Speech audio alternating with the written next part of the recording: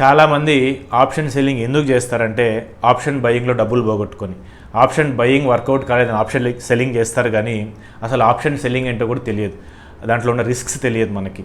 కానీ option selling చాలా dangerous, buying కంటే చాలా డేంజరస్. ఎందుకంటే ఫస్ట్ థింగ్, ఇందులో అన్లిమిటెడ్ రిస్క్ ఉంటుంది. అంటే డౌన్ సైడ్ అన్లిమిటెడ్ ఉంటుంది. మీకు ఆప్షన్ బయింగ్లో మీ ప్రీమియం ఎంత ఉందో, మీరు ఎంతలో బై చేస్తారో మ్యాక్సిమం అంతే పోగొట్టుకోగలరు. కానీ ఆప్షన్ సెల్లింగ్లో లాస్ అనేది అన్లిమిటెడ్ ఉంటాయి. ఒకసారి మీ అకౌంట్ మొత్తం వైప్ అవుట్ అయిపోవచ్చు. బ్రోకర్ మీకు మార్జిన్ లేదని చెప్పి ఆటో స్క్వేర్ ఆఫ్ చేసి మార్కెట్ ఆర్డర్స్ ఎక్కడంటే అక్కడ ప్లేస్ చేసి మీకు స్లిప్పేజ్ కూడా చాలా ఎక్కువ అవుతుంది. సో ఆప్షన్ సెల్లింగ్ చేసేటప్పుడు చాలా జాగ్రత్తగా ఉండాలి, ఎందుకంటే రిస్క్ ఇక్కడ అన్లిమిటెడ్ ఉంటుంది. సో డెఫినెట్గా స్టాప్ లాసెస్ పెట్టుకోవాలి, హెడ్జింగ్ ఉండాలి, లేకపోతే ఆప్షన్ సెల్లింగ్ చేయకూడదు. సెకండ్ థింగ్ ఏంటంటే హై క్యాపిటల్.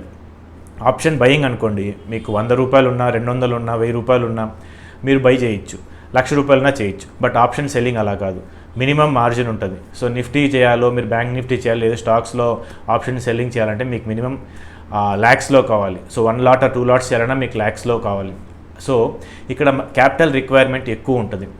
థర్డ్ థింగ్ ఏంటంటే లిమిటెడ్ ప్రాఫిట్స్. ఆప్షన్ బయింగ్లో అన్లిమిటెడ్ ప్రాఫిట్స్. సపోజ్ మీరు 10లో కొన్న ఆప్షన్ 1000కి వెళ్ళొచ్చు, 1,00,000కి వెళ్ళొచ్చు.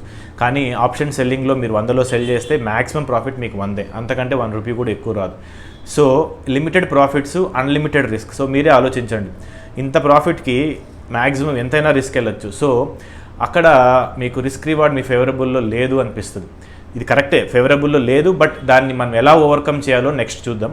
సో మనం 3 థింగ్స్ గుర్తుపెట్టుకోవాల్సింది, ఇక్కడ అన్లిమిటెడ్ రిస్క్ ఉంటుంది, మార్జిన్ అంటే క్యాపిటల్ ఎక్కువ కావాలి, థర్డ్ లిమిటెడ్ ప్రాఫిట్స్ ఉంటాయి. సో ఇన్ని రిస్క్స్ ఉన్న జనరల్గా ఆప్షన్ సెల్లర్సే ప్రాఫిటబుల్లో ఉంటారు. ఎందుకంటే అవి కూడా చూద్దాం. నేను కూడా ఆప్షన్ సెల్లరే, నేను 90%, 95% ఆప్షన్ సెల్లింగే చేస్తాను. ఏదో హెడ్జింగ్ కోసం ఆప్షన్ బయింగ్ చేస్తాను, లేదా రేర్గా ఆప్షన్ బయింగ్ చేస్తాను, కానీ నేను మ్యాక్సిమం ఆప్షన్ సెల్లింగే చేస్తాను. సో మనకు ఫేవరబుల్గా ఉన్న ఫ్యాక్టర్స్ ఏంటి ఆప్షన్ సెల్లింగ్, ఎందుకు option sellers profitable? First thing ఏంటంటే ప్రాబిలిటీ ఆఫ్ ప్రాఫిట్. అంటే ఆప్షన్ బయింగ్ కన్నా ఇక్కడ ప్రాబిలిటీ ఆఫ్ మేకింగ్ ప్రాఫిట్స్ ఎక్కువ ఉంటాయి. ఆప్షన్ బయింగ్లో ఎలా, మీరు బై చేశారు, సిఈ బై చేశారు, సో మీకు పైకి వెళ్ళాలి, క్విక్గా వెళ్ళాలి.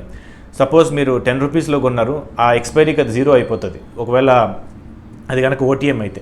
సో క్విక్గా మీరు కొన్నప్పటి నుంచి క్విక్గా పైకి వెళ్తే 10, 15, 20 అలా పెరుగుతుంది. సో మీరు ప్రాఫిట్స్ చేసుకోవచ్చు.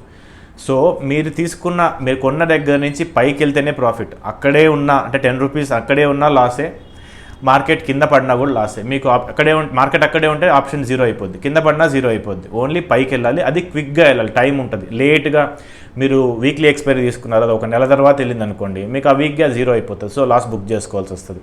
కానీ ఆప్షన్ సెల్లింగ్లో 3 ఉంటాయి. ఇప్పుడు మనం ఆప్షన్ బయింగ్లో ఏం చూసాము, పైకి వెళ్తేనే ప్రాఫిట్, అక్కడే ఉన్న లాస్, కింద పడిన లాస్. అంటే 3 ప్రాబిలిటీస్లో ఒకటే మన ఫేవరబుల్గా ఉంది, 2 మనకు అగెన్స్ట్గా ఉంది. కానీ ఆప్షన్ సెల్లింగ్లో మీరు సేమ్ పైకి వెళ్ళాలంటే ఇక్కడ కాల్ బై చేశారు కాబట్టి ఇక్కడ పుట్ సెల్ చేస్తారు. సో 10 రూపీస్లో సెల్ చేశారనుకోండి, మార్కెట్ అక్కడే ఉన్న 10 రూపీస్ 0 అయిపోద్ది. అంటే 0 అంటే ఆప్షన్ సెల్లింగ్లో ఒక ప్రాఫిట్ వచ్చింది, 10 రూపీస్ ప్రాఫిట్ వచ్చినట్లు. పైకి వెళ్ళినా ప్రాఫిట్ వస్తుంది, 10 రూపీస్ 0 అయిపోతుంది. కింద పడితే మాత్రమే మనకు లాస్ వస్తుంది. అది కూడా అక్కడ కూడా మనకు కొద్దిగా బఫర్ ఉంది. క్విక్గా పడిందంటే మనకు బిగ్ లాస్ వస్తుంది. కానీ మెల్లగా 10 రూపీస్ ఆల్రెడీ ప్రీమియం ఉంది కాబట్టి ఒక 10 పాయింట్స్ పడినా కానీ మనం నో లాస్ నో ప్రాఫిట్లో, అంటే కింద పడినా కానీ మనకు అగెన్స్ట్గా వెళ్ళినా కానీ మనము ప్రాఫిట్స్ అంటే అట్లా లాసెస్ లేకుండా బయటకు వచ్చే ఛాన్స్ ఉంటుంది. సో ఇక్కడ 3 సినారియోస్లో, ఒకటి పైకి వెళ్ళడం, ఒకటి అక్కడే ఉండడం, 3 కింద పడడం. ఈ 3లో 2 మనకి ఫేవరబుల్గా ఉన్నాయి, ఒకటే అగెన్స్ట్గా ఉంది. సో 2/3 ప్రాబిలిటీ ఉంది ఇక్కడ 1/3 ప్రాబిలిటీ, ఇక్కడ 2/3 ప్రాబిలిటీ. సో ఇది ప్రాబిలిటీ గేమ్ కాబట్టి ప్రాబిలిటీస్ ఆప్షన్ సెల్లింగ్లో ప్రాఫిట్స్ చేసుకోవడానికి హై ఉంది కాబట్టి ఎక్కువ సార్లు ఇక్కడ మనకు ప్రాఫిట్స్ వచ్చే అవకాశం ఉంటుంది. Next theta decay. మనం ఇందాక చూసుకున్నాం కదా, ఒకవేళ మార్కెట్ అక్కడే ఉన్నా కానీ 10 రూపీస్ 0 అయిపోతుంది అని. ఇది ఎందుకంటే టైం డీకే వల్ల. ఆ 10 రూపీస్ అనేది time value. So with time అది 0 అయిపోతుంది అక్కడే కనుక ఉంటే.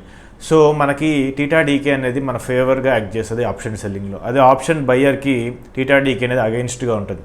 సో ఈ టైం డీకే అనేది చాలా పెద్ద factor. So maximum majority of the people option సెల్లింగ్లో ఎందుకు ఫస్ట్ ఫ్యాక్టర్ ఏదో చెప్పాలంటే theta decay. So theta decay అనేది మనకి ఆప్షన్ సెల్లింగ్లో ఒక major edge. Next advance strategies possible. అంటే మనకి డైరెక్షనల్, నాన్ డైరెక్షనల్ స్ట్రాటజీస్ అని ఉంటాయి. డైరెక్షనల్ అంటే మనము కాల్ స్ప్రెడ్స్, పుట్ స్ప్రెడ్స్ చేయొచ్చు. మనకి నాన్ డైరెక్షన్లో అయన్ కౌంటర్స్, అయన్ ఫ్లైస్, స్ట్రాడిల్స్, స్ట్రాంగిల్స్, ఇట్లా మనకి బటర్ఫ్లై స్ట్రాటజీస్ అని ఇట్లా మనకి చాలా స్ట్రాటజీస్ ఉంటాయి. సో ఇలాంటి అడ్వాన్స్ స్ట్రాటజీస్ మనకు ఆప్షన్ సెల్లింగ్లో పాసిబుల్.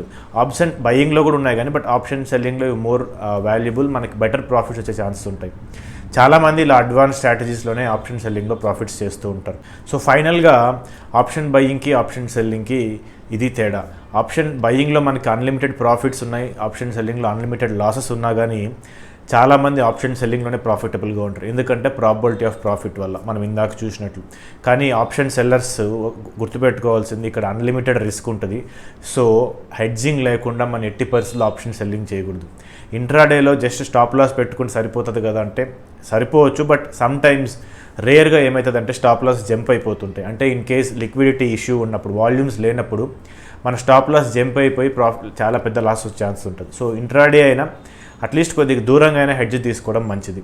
సో ఇలా మనం కనుక ఈ ఫ్యాక్టర్స్ మనం డిస్కస్ చేసిన ఫ్యాక్టర్స్ అన్ని మైండ్లో పెట్టుకొని కనుక చేస్తే ఆప్షన్ సెల్లింగ్ ఖచ్చితంగా ప్రాఫిటబుల్.